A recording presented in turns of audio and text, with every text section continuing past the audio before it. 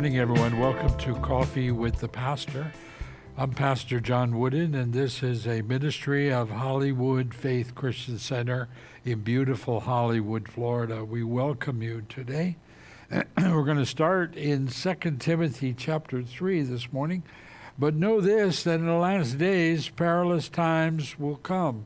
For men will be lovers of themselves, lovers of money, boasters, proud, blasphemers, disobedient to parents, unthankful, unholy, unloving, unforgiving, slanderers, without self-control, brutal, despisers of good, traitors, headstrong, haughty, lovers of pleasure rather than lovers of God, having a form of godliness but denying its power, and from such people run away. This morning Paul's talking about, in 2 Timothy, he's writing to his young pastor, protege, Timothy, and he's telling him these are the last days. Well, it certainly sounds like this day that we're living in. Matthew 24, and it says, and many, verse 10, and then many will be offended. Boy, does that sound like today. Everybody's offended at everything. Nobody can have a conversation. You can't say anything without somebody taking offense. They will betray one another. They will hate one another. That certainly describes the political climate that we're in right now. You can't have a political discussion. You have to have a right and a wrong, a winner and a loser, and consequently, we have no civil discourse in our government. And many false prophets will rise up and deceive many, and because lawlessness will abound, the love of many will grow cold. But he encourages us by saying, but he who endures to the end shall be saved. It's when we endure these things and have patience with these things, and have patience with people, that they are entitled to their own opinions. Now, I'm not entitled to their opinion, but we have a right to discuss it and not walk away offended and hurt that I'm some sort of crazy and I just disagree with you. Knowing this, Peter says, 2 Peter, that scoffers will come in the last days, walking according to their own lusts. Well, what's a scoffer? A scoffer in the Bible refers to someone who treats God, his laws, and his followers with contempt or derision. Scoffers are often associated with wickedness and fools. Psalm 14, the fool said in his heart, there is no God. Well, we're certainly in that. Church attendance is going down.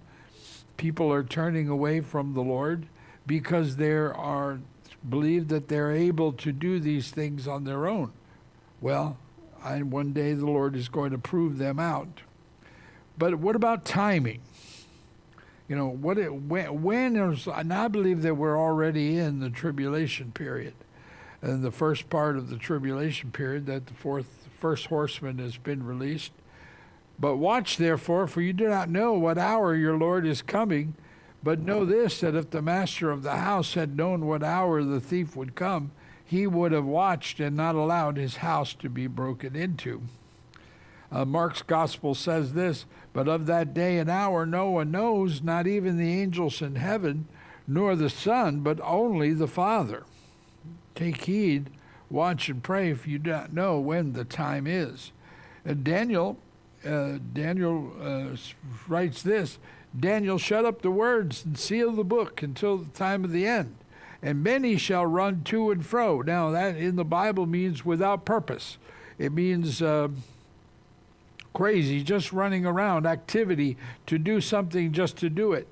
And knowledge shall increase. Well, that certainly is today. There isn't anything we don't know or can't look up on Google or find out, on the internet. And now with the advent of AI, we're going to have all sorts of information, and we won't know what's true and not true, because the untruth will sound like truth.